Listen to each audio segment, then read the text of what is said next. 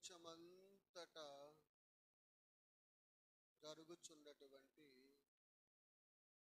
సంతోషకరమైనటువంటి కార్యం. అందుకని ఈ డిసెంబరు నెలంతా కూడా మరి క్రిస్టమస్ సందర్భముగా రకరకాల విధానాలుగా ప్రజలు ఎంతో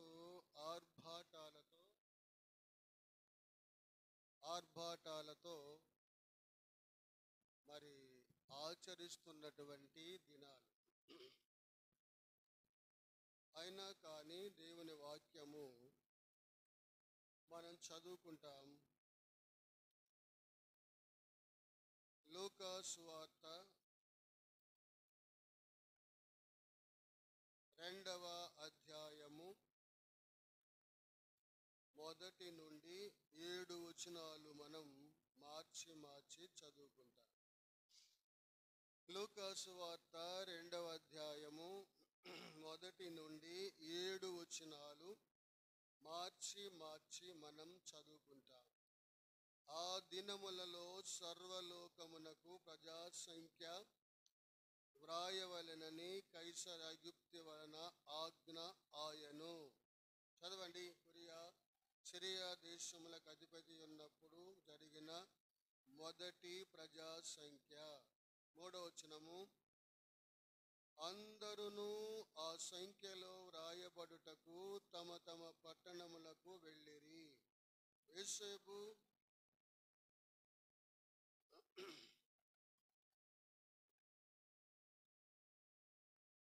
రాయబడగలిగిన చేతునకు బెత్లెహేమనబడిన దావీదు ఊరికి వెళ్ళెను. తర్వాత వారక్కడ ఉన్నప్పుడు ఆమె ప్రసవ దినములు నిండెను గనుక చదువుకునందరము తన తొలిచూలి కుమారుని కని పొత్తి గుడ్డలతో చుట్టి సత్రములో వారికి స్థలము లేనందున ఆయనను పశువుల తొట్టిలో పరుండబెట్టెను. సత్రములో వారికి స్థలము లేనందున పశువుల తొట్టిలో పరుండబెట్టెను. ప్రార్థన చేసుకుందాం. ప్రేమ కలిగిన తండ్రి, పరిశుద్ధుడు అయిన దేవా, యేసు క్రీస్తు ప్రభువా, వందనాలు చెల్లిస్తూ ఉన్నాము.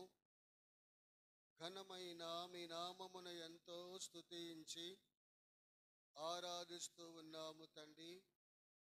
ఈ దినము ప్రపంచమంతటా కూడా క్రిస్టమస్ పండుగ, క్రీస్తు పుట్టుకను గురించి ఈ డిసెంబరు నెలంతా కూడా ప్రజలు ప్రపంచమంతటిలో ఎంతో ఆర్భాటముతోటి ఎంతో ఘనముగా పండుగలు ఆచరిస్తున్నటువంటి దినాలు దేవా మేము వింటున్నాము, చూస్తూ ఉన్నాము తండ్రి. దేవా, మరి ఆచారం అనేది ఎలా ఉండాలో, పండుగ అనేది ఎలా ఉండాలో మీ లేఖనాలలో బహుతేటగా సెలవిస్తున్న విలువైన మాటల కొరకై మిమ్మల్ని స్తుతిస్తూ ఉన్నాం. దేవా, ప్రవక్తల ప్రవచనములన్నీ కూడా నెరవేర్చుట కొరకై మీరు చేసినటువంటి ఘనమైన కార్యమును బట్టి మీకెంతో స్తోత్రములు, వందనాలు చెల్లిస్తున్నాము తండ్రి. ఈ దినం మేము కూడా బేతనియాలో చేరి కొంత సమయాన్ని విలువైన నీ వాక్యము చేత మేము కూడా తండ్రి నీ వాక్యములో ఉన్న ఆత్మీయమైనటువంటి మర్మములు, దేవ ప్రవక్తల చేత ప్రవచించబడిన ప్రవచనాల నెరవేర్పులను మేము కూడా చదివి దాటిని వివరించి మేము అన్ని విధాల ఆత్మీయమైన విధానములో కట్టబడటానికి సహాయము చేసే దేవుడవని స్తుతిస్తూ ఉన్నాం. ఇంతవరకు పాటలు పాడుకోవటానికి ఎంతో సహాయపడ్డావు తండ్రి. మరలా తండ్రి అమూల్యమైన నీ వాక్యమును కూడా చదువుకుంటానికి సహాయపడ్డావు. చదివిన భాగమును ఆశీర్వదించండి. మాకందరికీ కూడా చక్కగా అర్థమయ్యేలాగా ఆత్మీయమైన వర్తమానము మీరు అనుగ్రహించండి. చేరి వచ్చిన ప్రజల కొరకై వందనాలు తండ్రి. ఇంకా చాలా మంది రావాలి. వారందరూ కూడా ఆసక్తితో సమకూడి రావటములో సహాయపడమని, ఈ దినము చేరి వస్తున్న వారిలో ఎవరు ఇంకా రక్షణ పొందకుండా పాపాంధకారములోనే ఇంకా జీవిస్తూ ఉన్నారో వారి హృదయాలలో నిజమైన క్రిస్టమస్ దేవా, నిజముగా మీరు హృదయాలలో ఉదయించు వారిగా మీరే సహాయపడతావని స్తుతిస్తూ, శత్రువుకి ఎక్కడ కూడా లేశమైన స్థానము లేకుండా చేసి మీరు మహిమ తెచ్చుకోమని ప్రభువైన యేసుక్రీస్తు వారి శ్రేష్టమైన నామములో స్తుతించి ఆరాధించి ప్రార్థించి వేడుచున్నాము తండ్రి. ఆమేన్. భాగములో మనం చూస్తూ వచ్చాము, యేసుక్రీస్తు ప్రభువును గురించినటువంటి సందర్భాలు. ప్రవక్తలు ఎన్నెన్నో విధాలుగా ప్రవచించారు. ఆ ప్రవచనాలన్నీ కూడా నెరవేర్చబడినవి ఎవరిలోనంటే ప్రభువైన యేసుక్రీస్తు వారి యొక్క జన్మను గురించి ప్రవచించినటువంటి ప్రవచనాలన్నీ కూడా నెరవేర్చబడుతూ వచ్చాయి. అందుకొరకై మనం చదువుకున్న భాగములో కూడా చూస్తే, ఆ దినములలో సర్వలోకమునకు ప్రజా సంఖ్య వ్రాయవలెనని కైసర అగుప్తు వలన ఆజ్ఞాయను. ఆ దినాల్లో మరి సర్వలోకానికి ప్రజా సంఖ్య వ్రాయాలని ఆ దినాన్ని ఎందుకు? అక్కడ రాజైన హేరోదు యొక్క హృదయములో ఎందుకు ఆ తలంపు పుట్టించాడు? అంతేకాదు, మరి యెరూషలేములోనే ఒకవేళ లెక్కింపు జరగవచ్చు. యెరూషలేము చాలా గొప్ప పట్టణం, బెత్లెహేము చాలా చిన్నది. యెరూషలేము నుండి బెత్లెహేమునకు చాలా చిన్నది దూరము, అక్కడేమి వసతులుండవు. అలాంటి చిన్న గ్రామములో ప్రజా సంఖ్య వ్రాయటానికి రాజుకు ఎవరు ప్రేరేపించారంటే దేవుడే తన మనసులో ఆ తలంపు పుట్టించాడు కదా. చిన్నదైనటువంటి బెత్లెహేములో ప్రజా సంఖ్య వ్రాయాలని ప్రారంభించడానికి కారణం ఎవరంటే ఆ రాజునకు దేవుడే ఆ తలంపు పుట్టించాడు. అంతేకాదు, యేసుక్రీస్తు వారు అనగా మరియా యోసేపు వారు నజరేతులో ఉంటున్నారు. వారు కూడా యూదా గోత్రీకులు కాబట్టి వారు కూడా ప్రజా సంఖ్యలో వారు కూడా లెక్కించబడాలి. కాబట్టి నజరేతు నుండి బెత్లెహేమునకు దరిదాపు 80 కిలోమీటర్ల దూరం ఉంటుంది. ఆ దినాల్లో ఏమున్నాయి? ఆ దినాల్లో బస్సులు లేవు, లేక కనీసము రిక్షాలు లేవు, ఆటోలు లేవు. అంతా కూడా కాలితో నడకతోనే వెళ్ళాలి, లేకుంటే గాడిదల పైన ప్రయాణం చేసేవారు. ఆ దినాలలో అంత దూరం ఉన్నటువంటి స్థలం, ఏమీ కూడా వసతి లేనటువంటి స్థలం, చాలా చిన్నదైనటువంటి స్థలములో ప్రజా సంఖ్య వ్రాయటానికి రాజుకు అలాంటి మనసు ఎవరు కలిగిస్తారంటే దేవుడే తనకు ఆ తలంపు పుట్టించాడు. ఎందుకు ఆ తలంపు పుట్టించాడంటే ప్రవచనము నెరవేర్చబడాలి. ప్రవక్తలు ప్రవచించిన ప్రవచనము నెరవేర్చబడాలి. కాబట్టి ఆ దినములలో ప్రజా సంఖ్య వ్రాయటానికి దేవుడు మరి ఐగుప్తులో రాజునకు ఆ తలంపు పుట్టించి ఎక్కడ వ్రాయాలంటే బెత్లెహేములో అనేటువంటి సందర్భాన్ని అక్కడ లెక్కించటానికి ఎందుకు దేవుడు ప్రేరేపించి తన మనసులో ఆ తలంపు పుట్టించాడంటే ప్రవచనము నెరవేర్చబడాలి. చూడండి, మీకా గ్రంథములో 5వ అధ్యాయము, మీకా గ్రంథం 5వ అధ్యాయములో 2వ వచనము మనం చదువుకుందాం. మీకా ప్రవక్త ఆ ప్రవచనాన్ని యేసుక్రీస్తు ప్రభు ఇంకా 700కు పైగానే సంవత్సరాలకు భూమి మీదకు వస్తాడనేటువంటి తలంపు ప్రవచనాన్ని మీకా ప్రవక్త ద్వారా దేవుడు మాట్లాడుతూ వచ్చాడు. చదువుకుందాం. 2వ వచనం. బెత్లెహేము ఎఫ్రాతా, యూదావారి కుటుంబములలో నీవు స్వల్ప గ్రామమైనను నా కొరకు ఇశ్రాయేలును ఏలబోవువాడు నీలో నుండి వచ్చును. పురాతన కాలమును మొదలుకొని శాశ్వత కాలము ఆయన ప్రత్యక్ష మగుచుండెను అన్నాడు. ఇది ప్రవచనం. ఈ ప్రవచనము నెరవేర్చటానికి దేవుడు యెరూషలేములో ఉన్నటువంటి హేరోదు మనసులో ఆ తలంపు పుట్టించాడు.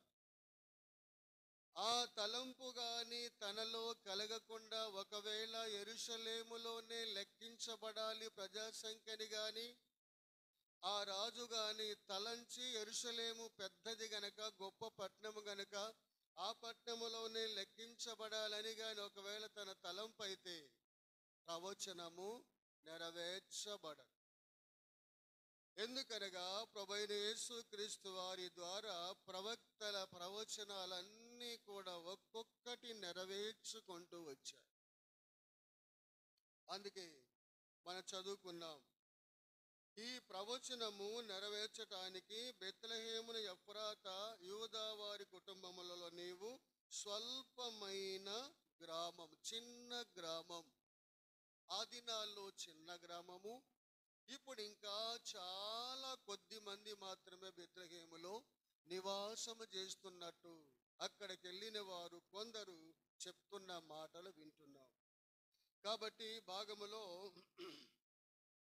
బెత్లెహేములో లెక్కించబడటానికి దేవుడు తన మనసులో కార్యం చేశాడు. కాబట్టి చిన్న గ్రామమైనా కానీ మరి అనేకులు యూదులందరూ కూడా ప్రాంతంలోనికి వచ్చి లెక్కించబడ్డారు. తదుపరి చూడండి, అందుకన్నాడు, యూదా స్వల్పమైన గ్రామమైనను నీ కొరకు ఇశ్రాయేలు ఏలబోవువాడు నీలో నుండి వచ్చును. అందుకొరకు పురాతన కాలం మొదలుకొని శాశ్వత కాలమైన ప్రత్యక్షమగుచుండను. అనగా ప్రభువైన యేసుక్రీస్తు వారు ఎవరంటే ఆయన ఆది అంతమైన దేవుడు.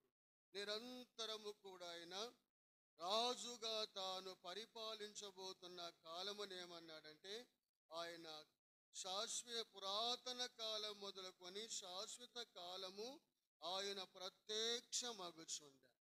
అంటే ఆది నుండి అంతము వరకు ఎవరంటే రాజు, రాజులకు రాజు, ప్రభులకు ప్రభువైన దేవుడు, ప్రభువైన యేసుక్రీస్తు వారి సమస్తమును కూడా ఆయన ఆధిపత్యములో జరిగించేవాడు. కాబట్టి ఆ చిన్న గ్రామములోనే తాను లెక్కించటానికి లెక్కకు అనేకులు వచ్చారు. ఆ చిన్న గ్రామములోనే యేసు ప్రభు జన్మించాలి. ఆ మాట చదువుకుందాం. చూడండి, లూకా సువార్త 2వ అధ్యాయము. మొదటి తలంపు ఏంటంటే, మొదటి తలంపు ప్రవచనము నెరవేర్చుట కొరకై రాజు యొక్క మనసులో ఎవరు ఆ తలంపు పుట్టించారంటే దేవుడే. అందుకే వారు అందరూ కూడా యెరూషలేములకు వెళ్ళకుండా చిన్నదైనటువంటి బెత్లెహేమునకు రావటానికి దేవుడు ఎవరి మనసులో ప్రేరేపించారంటే, ఎవరైతే ఆ ప్రాంతమంతటికి అధికారిగా ఉన్నాడో వాని మనసులో ఆ తలంపు పుట్టించి అందరూ కూడా బెత్లెహేమునకు వచ్చి వారి వారి ప్రజా సంఖ్య వ్రాయించుకోవాలి. రెండో తలంపు ఏమన్నాడు? నేను ఏలబోవువాడు చిన్న గ్రామమైన బెత్లెహేములోనే జన్మించాలి అని మనం చదువుకుంటూ వచ్చాం. అందుకని అంటున్నాడు కదా, లూకా సువార్త రెండవ అధ్యాయము 3వ వచనం, అందరూ ఆ సంఖ్యలో వ్రాయబడుటకు తమ తమ పట్టణములకు వెళ్ళిరి. యోసేపు దావీదు వంశములోను గోత్రములోను పుట్టినవాడు గనుక తనకు భార్యగా ప్రదానము చేయబడి గర్భవతి ఉండిన మరియతో కూడా ఆ సంఖ్యలో వ్రాయబడుటకు గలిలయలోని నజరేతు నుండి యూదాలోని బెత్లెహేమనబడిన దావీదు ఊరికి వెళ్ళిరి. చాలా దూర ప్రయాణం. నజరేతు నుండి బెత్లెహేమునకు దరిదాపు 80 కిలోమీటర్లు దూరమే ఉన్నది. అయినా కానీ వారు ప్రవచనము నెరవేర్చబడాలి కాబట్టి అంత దూరమైనా కాని వారు బెత్లెహేమునకు చేరుకున్నారు. ఎవరు అంటే యోసేపు మరియలు వారు బెత్లెహేమునకు చేరారు. తరువాత జరిగిన కార్యం ఏంటంటే చదువుకుందాం. 6వ వచనం చూడండి. వారు అక్కడ ఉన్నప్పుడు ఆమె ప్రసవ దినములు నిండెను గనుక. అక్కడికి వెళ్ళినప్పుడే ఆమె ఎందుకు ప్రసవ దినాలు నిండాలి? ఏమి నజరేతులో ఉన్నప్పుడే ఆ కార్యం జరగచ్చు కదా. నజరేతులో ఉన్నప్పుడే ఒకవేళ ఆమె ప్రసవించవచ్చు కదా. అది ఎందుకు అలా జరగటానికి కారణం అంటే ప్రవక్తల ప్రవచనాలన్నీ కూడా నెరవేర్చబడాలి కాబట్టి లెక్కించటానికి చిన్నదైన బెత్లెహేమునే కోరుకున్నాడు దేవుడు. అంతేకాదు యేసు ప్రభు జన్మించటానికి చిన్నదైన బెత్లెహేములోనే జన్మించాలని దేవుడు కోరాడు. మూడవది, అక్కడకు రాగానే ఆమె ప్రసవ దినములు నిండినవి. ఇవన్నీ ఎలా జరుగుతూ వచ్చాయి? ప్రవక్తల ప్రవచనాలన్నీ కూడా నెరవేర్చబడటానికి దేవుడు ఒక్కొక్క కార్యాన్ని చేస్తూ వచ్చాడు. యేసుక్రీస్తు జన్మించిన దగ్గర నుండే ప్రపంచంలో లెక్కలు లెక్క పెట్టడానికి సంఖ్య వచ్చింది కదా. అందుకని అంతకుముందు ఏమో క్రీస్తుకు పూర్వము, క్రీస్తు శకం. యేసుక్రీస్తు ప్రభు జన్మించిన దగ్గర నుండి లెక్కలు ప్రారంభమయ్యాయి. అంటే ఇప్పుడు ఎన్ని సంవత్సరాలంటే 2023 సంవత్సరాలు లెక్క.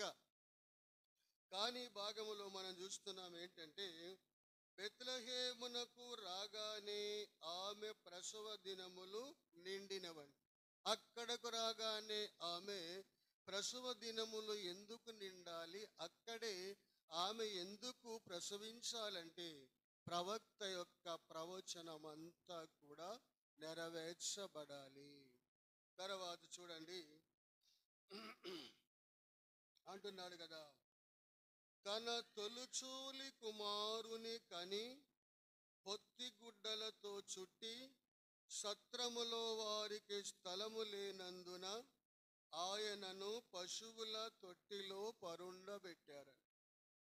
ఈ సంఘటన చూడండి. అక్కడ అంటున్నాడు కదా, తన తొలుచూలి కుమారుని కని పొత్తిగుడ్డలతో చుట్టి సత్రములో వారికి స్థలము లేనందున ఆయనను పశువుల తొట్టిలో పరుండబెట్టారు. సత్రములో స్థలము లేదు. రెండవది, పొత్తిగుడ్డలతో చుట్టారు. మూడవదిగా పశువుల తొట్టిలో పరుండబెట్టారు. ఇవన్నీ కూడా మనము ఆత్మీయంగా ఈ విషయాలన్నీ కూడా మనము ఆలోచిస్తే, ప్రియులారా, ఈ విషయములన్నీ కూడా ఆలోచిస్తే మానవ జీవితాన్ని పోల్చబడి ఉంటున్న సందర్భాలు మనకు అర్థమవుతున్నాయి. చూడండి, అందుకనే తన తొలిచూరి కుమారుని కని పొత్తి గుడ్డలతో చుట్టి. అంటే పొత్తి గుడ్డలు అంటే అర్థం పాత గుడ్డలు, పాతవి, పారవేసినటువంటి బట్టలు, ఊరి వెలపల పారవేసిన బట్టలు. పొత్తి గుడ్డలంటే పాతవి, పనికిరానివి కదా. పనికిరాని బట్టలలో చుట్టబడ్డాడు. ఎవరంటే లోకరక్షకుడైన దేవుడు, సర్వాధికారి అయిన దేవుడు. నిరంతరము నిత్యము పరలోకములో కోటాను కోట్ల దూతల చేత నిత్యము ప్రతి గానములతో ఆయన ఘనపరచబడుతున్నటువంటి దేవుడు తనను తాను తగ్గించుకొని దీనునిగా భూమి మీదకు వచ్చి కన్య గర్భమున జన్మించి ఆయన ఏ గుడ్డలతో చుట్టబడ్డాడంట? పాత గుడ్డలతో చుట్టబడ్డాడు. తర్వాత సత్రములో వారికి స్థలము కూడా లేదు. సత్రం అనగా అనేకులు, రకరకాల ప్రజలు ఉండేటువంటి స్థలం. తర్వాత పశువుల తొట్టిలో పరుండబెట్టాను. ఈ మూడు కూడా మానవ హృదయానికి సాదృశ్యముగా ఉన్నాయి. తదుపరి ముందు చెప్పిన మాట కూడా ఆయన చిన్నదైన బెత్లెహేము గ్రామానికి వచ్చాడంటే ప్రియులారా, తాను ప్రభువైన దేవుడు తాను తగ్గించుకొని పరలోకమును విడిచి భూమి మీదకు రావటాన్ని చూపిస్తుంది. ఆత్మీయంగా అంతటి దేవాది దేవుడు, సృష్టికర్త అయిన దేవుడు, ప్రకృతిని అంతటిని కూడా కలుగును గాక అని పలుకగానే కలిగించిన దేవుడు, కోటాను కోట్ల దూతల చేత ప్రతి గానములతో స్తుతించబడుతున్న దేవుడు, ఆయన ఎందుకు ఆ చిన్న గ్రామమైనటువంటి బెత్లెహేములో జన్మించాలంటే అది ఆయన విధేయతను చూపిస్తుంది. రెండవది సర్వ మానవుల నిమిత్తమై రావటం చూపిస్తుంది. సర్వ మానవులు ఎలా ఉన్నారంటే పాపాంధకారములో ఉన్నారు, పాపములో నశించిపోతున్నారు, అంధకారములో ఉన్నారు. అలాంటి వారిని విమోచించటానికి రావటానికి సర్వాధికారి అయిన దేవుడు తనను తాను తగ్గించుకున్నట్లుగా ఈ భాగములో మనం చూస్తున్నాం. అందుకని మనం మాట చదువుకుందాం. ఫిలిప్పీలకు రాసిన పత్రికలో కూడా చదువుకుంటే, ఫిలిప్పీలకు రాసిన పత్రిక 2వ అధ్యాయము చదువుకుందాం. 2వ అధ్యాయము 6వ వచనం. ఆయన దేవుని స్వరూపము కలిగిన వాడై ఉండి దేవునితో సమానముగా ఉండుట విడిచిపెట్టకూడని భాగ్యమని ఎంచుకొనలేదు గాని మనుషుల పోలికగా పుట్టి దాసుని స్వరూపము ధరించుకొని తనను తానే రిక్తునిగా చేసుకొనెను. మరియు ఆయన ఆకారమందు మనుషునిగా కనబడి మరణము పొందునంతగా, అనగా సిలువ మరణము పొందునంతగా విధేయత చూపిన వాడై తనను తాను తగ్గించుకున్నాడు. ఆయన ఎందుకు బెత్లెహేములో జన్మించాలంటే తనను తాను తగ్గించుకున్నాడు. పాపాత్ముడైనటువంటి మానవుని కోసం, పాపములో నశించి పాడైపోతున్నటువంటి మానవుని కోసం పరలోకములో ఉన్నటువంటి దేవుడు తనను తాను తగ్గించుకొని తాను భూమి మీద శరీరధారిగా, అంతేకాదు ఇంకా దాసునిగా, రిక్తునిగా చేసుకొని ఎందుకంత ఆయన మన కొరకు మరణించాడంటే ప్రియులారా, ఆయన విధేయత చూపిస్తున్నాడు. రెండవది ఆయన ప్రేమను చూపిస్తున్నాడు. ఆయన ప్రేమ కనపరుస్తున్నాడు, ఆయన విధేయతను చూపిస్తున్నాడు ప్రభువైన యేసుక్రీస్తు వారు. అందుకైన చిన్నదైన బెత్లెహేములో జన్మించటానికి కారణం ఏంటంటే తన విధేయతను, తర్వాత తన సర్వ మానవుల పట్ల ఉన్న ప్రేమను చూపిస్తూ ఉన్నారు. తెలియచేయటానికి ఆయన బెత్లెహేములో జన్మిస్తూ వచ్చారు. మళ్ళా చదువుకుందాం. 2వ అధ్యాయంలో మనం 7వ వచనం చూస్తూ వచ్చాము. తన తొలిచూరి కుమారుని కని పొత్తి గుడ్డలతో చుట్టి, అనగా ఆ పొత్తి గుడ్డలనగా పాత గుడ్డలు. ఈ పాత గుడ్డలు దేనికి మాదిరి చూపిస్తున్నవి ఆత్మీయంగా అంటే మన హృదయానికే మాదిరిగా చూపిస్తాం. మన హృదయము కూడా ఎలాంటిదంటే పాపాంధకారముతో నిండి ఉన్నది కదా. మన హృదయము కూడా పాపముతో నిండి ఉన్నది. కాబట్టి పాపముతో నిండి ఉన్నటువంటి మన హృదయాన్ని బాగు చేయటానికి లోకరక్షకుడైన దేవుడు సర్వమానవుల పాపము నిమిత్తమై ఆయన పాత గుడ్డలతో చుట్టబడి ఉన్నారు. ఎందుకంటే ఆయన చూపినటువంటి అపారమైన ప్రేమ ఏంటంటే పాత గుడ్డలతో చుట్టబడి ఉన్న పాత గుడ్డలు మానవ హృదయానికి సూచనగా ఉన్నవి. మనుషులందరూ కూడా పాపము చేత ఎలా ఉన్నారంటే జీవితాల్లో పతనమైపోయి ఉన్నారు. అలాంటి వారిని దేవుడు ఆయన వచ్చి పాత గుడ్డ ఎందుకు చుట్టబడ్డారంటే మానవ హృదయాన్ని చూపిస్తుంది.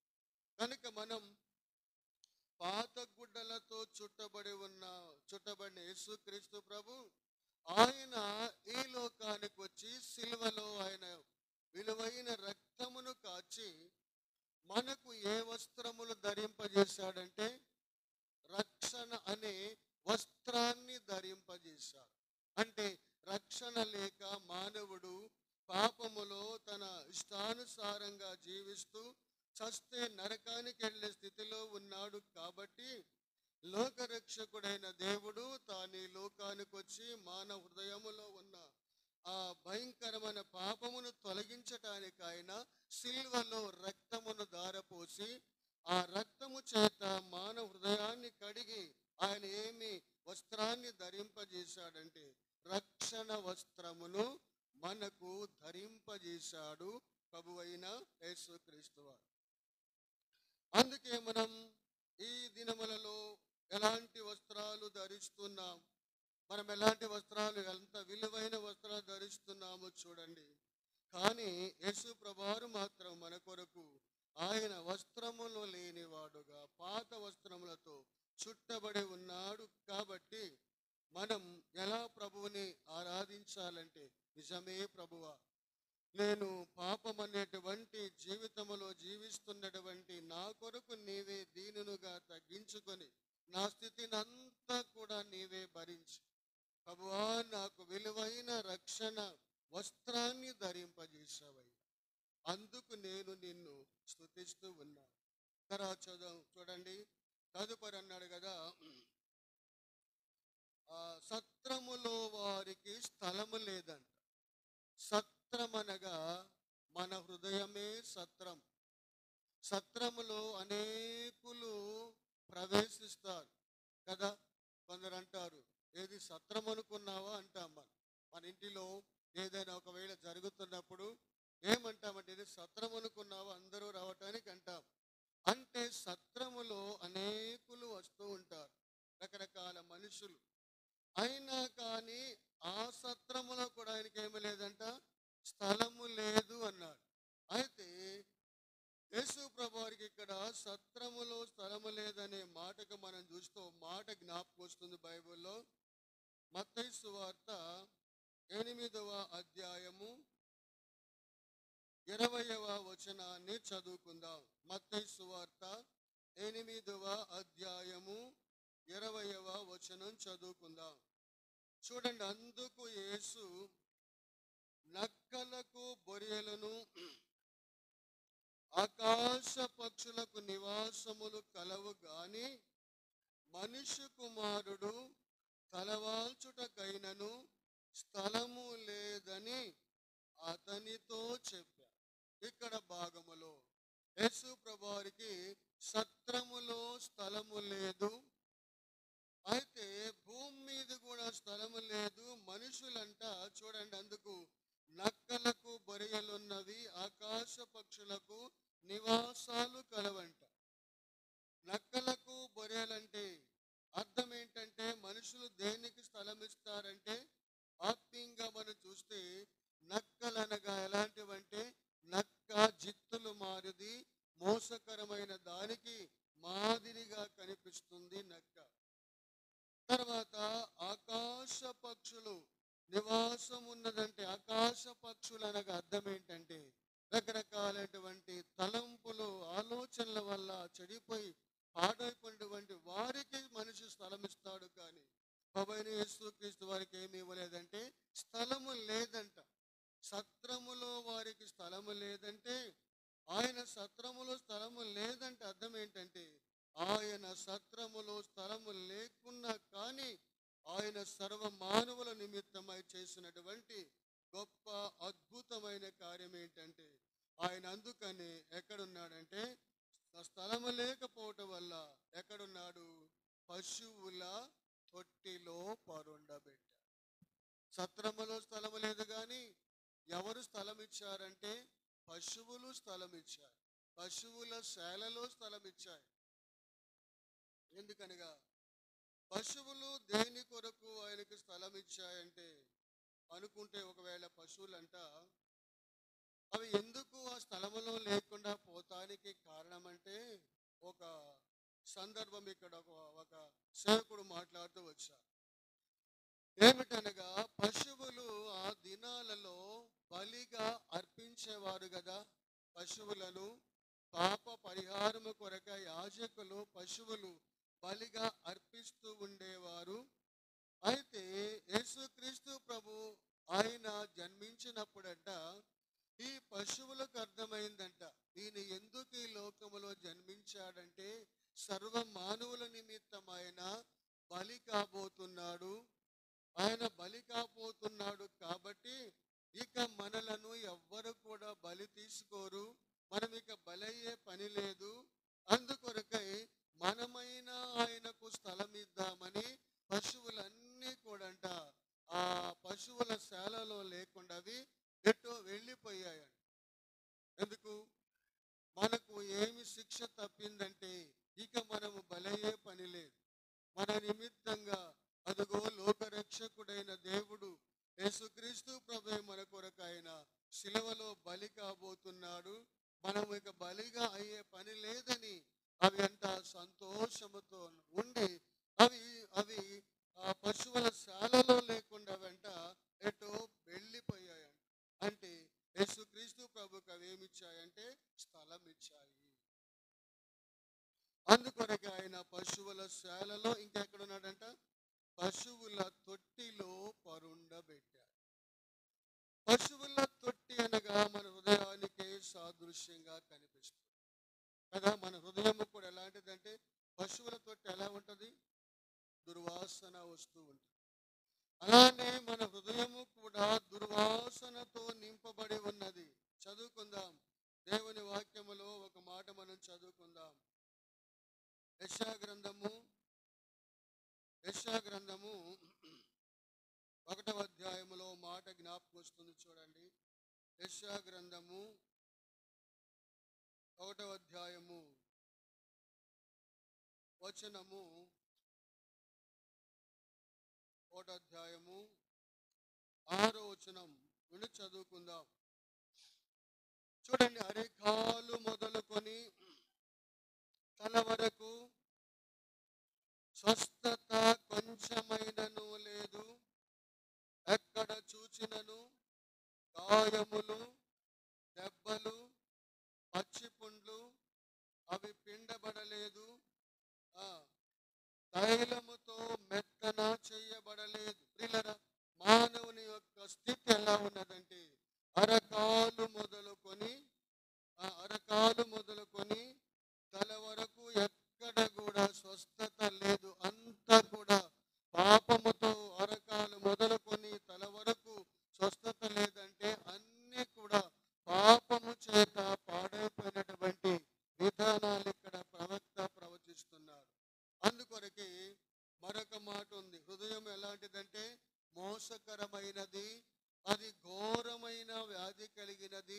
దానిని గ్రహించగలవాడెవడు? పశువుల తొట్టి అనగా మన హృదయమే.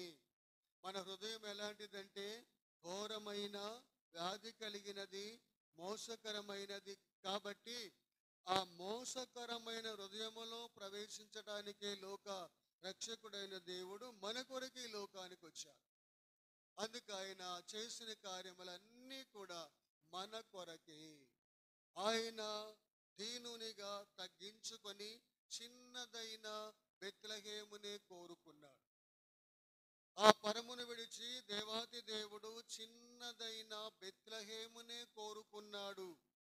ఎందుకంటే ప్రవక్తలు ప్రవచించారు కాబట్టి, ఆ స్థలములోనే ఆయన జన్మించాలి కాబట్టి ఆ చిన్నదైనటువంటి బెత్లెహేమునే కోరుకున్నాడు ప్రభువైన యేసుక్రీస్తు వారు. అంతేకాదు, ఆయన భూమి మీదకి వచ్చిన తర్వాత కూడా ఆయన ఏం కోరుకున్నాడు? అన్నీ కూడా చిన్న వాటినే కోరుకున్నాడు. చిన్న దోణి కోరుకున్నాడు, చిన్న పిల్లవాడిని కోరుకున్నాడు. అందుకొరకై యేసుక్రీస్తు వారు అన్నీ కూడా చిన్నవంటే విధేయత, తగ్గింపు. అంతేకాదు, చిన్న వాటిలోనే గొప్ప కార్యాలు చేస్తూ వచ్చాడు ప్రభువైన యేసుక్రీస్తు వారు. అందుకే ఆయన పరమును విడిచి బెత్లెహేములో జన్మించటానికి ఆయన విధేయత చూపిస్తుంది, ఆయన ప్రేమ కనపరుస్తుంది. అంతేకాదు, ఆయన జన్మించినప్పుడు ఆయన పొత్తి గుడ్డలతో చుట్టబడ్డాడనేటువంటి ఆత్మీయమైన సత్యం మనమే, మన హృదయములో ఉన్న పాపమే ఆయనను ఆ పొత్తి గుడ్డలు చూపిస్తున్నవి. పాత హృదయముతో పాత స్థితిలో ఉన్న మనలను బాగు చేయటానికి ఆయన మన స్థితిని తాను పొందాడు. అంతేకాదు, సత్రములో ఆయనకు స్థలము లేకపోతే ఎవరు స్థలం ఇచ్చారంటే పశువులే స్థలం ఇచ్చాయి.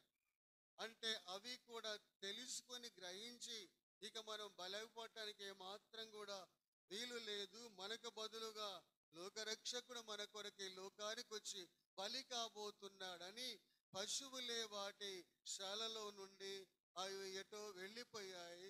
యేసు ప్రభు వారికి స్థలం ఇచ్చాయి. మూడో తలంపు ఏం చూసామంటే, మనం ఆయనను తొట్టిలో పరుండబెట్టారు. మన హృదయమే పశువుల తొట్టిగా మా లేఖనాలు చూస్తూ వచ్చాం. కాబట్టి ఈ 4 తలంపుల ద్వారా యేసుక్రీస్తు ప్రభు చేసిన అద్భుతమైన కార్యం ఏంటంటే, మన హృదయాలను మార్చివేశాడు, మన బ్రతుకులను మార్చివేశాడు. మనము కూడా ఆయనను సేవించే గొప్ప అద్భుతమైన కృప దేవుడు మనకు అనుగ్రహించాడు. అందుకే మనం మొదటి తలంపులో ప్రభువుని ఆరాధిస్తాం. ఏమిటనగా మనం చూసాం, ప్రభువా నీవు నా కొరకు సమస్తాన్ని కూడా విడిచి దీనుడవై రిక్తునుగా చేసుకొని అంతటి పరలోక మహిమను విడిచి నా కొరకే ఈ లోకానికి వచ్చావు. నా నిమిత్తమే ఆ చిన్నదైన బెత్లెహేమును కోరుకున్నావు. నా నిమిత్తమే బెత్లెహేములో జన్మించావు. నా కొరకే నీవు ఆ పొత్తి గుడ్డలతో చుట్టబడ్డావు. నా బ్రతుకు కూడా ఎంతో పాతదిగాను, ఎంతో పాపముతో నిండినదిగాను ఉన్నటువంటి నా జీవితాన్ని మార్చివేయటానికి లోకానికి వచ్చే ప్రభువా, నా నిమిత్తము నీవు చేసిన గొప్ప విమోచన కార్యమును బట్టి నా బ్రతుకును మార్చివేశావు. ప్రభువా, నాకు నిజముగా రక్షణ వస్త్రము ధరింపజేశావు. నా హృదయములో నుండి నిన్ను ఆరాధించే గొప్ప అద్భుతమైన కార్యం చేశావు అని మనం కూడా దేవుని ఆరాధించి ఆయన నామమును స్తుతిస్తే ఎంత ఆయన ఆనందిస్తాడు. అందుకే మనం కూడా దేవుని ఆరాధిస్తాం. ప్రభువా, వస్త్రములు లేనటువంటి నన్ను నీవు ఈ లోకానికి వచ్చి నా నిమిత్తమై రక్షణ వస్త్రం ఇచ్చావు. నిన్ను ఆరాధించలేక పాపాంధకాలు నా హృదయాన్ని మార్చివేసి నిన్ను ఆరాధించే హృదయాన్ని నాకు ఇచ్చావు. ఇంత ఘనమైన కార్యం చేశావయ్యా, ఈ దినము కూడా ఆరాధించే కృపనిచ్చావు అని మనం కూడా దేవుని ఆరాధించి ఆయన నామమును ఘనపరచుదాం. కొద్ది నిమిషాలు మనము ఆరాధనలో ప్రభువుని స్తుతిస్తాం.